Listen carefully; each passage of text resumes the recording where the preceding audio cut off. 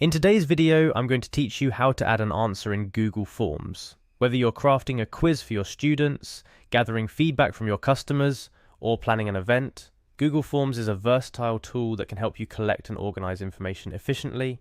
Let's dive into the simple steps to add answers to your Google Forms, making your forms more interactive and useful for your respondents.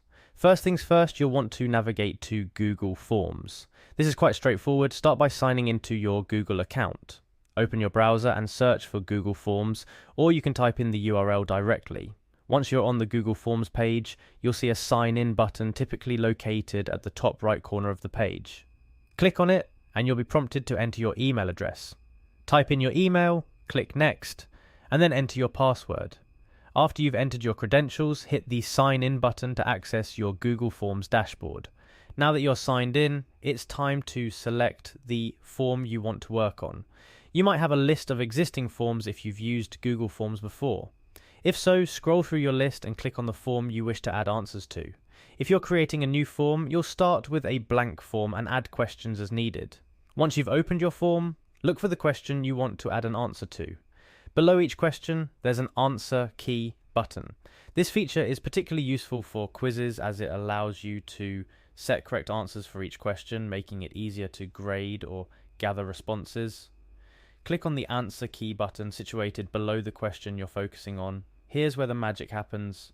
After clicking the Answer Key, you're given the option to type in or choose the correct answer for the question. If it's a multiple choice question, simply click on the correct option to mark it as the answer. If it's an open-ended question, you'll type in the expected answer. Google Forms is quite flexible, offering you different ways to set answers based on the question type. Finally, once you've selected or typed in the correct answer, it's crucial to save your changes. Look for the Done button, which is usually located at the bottom right of the screen.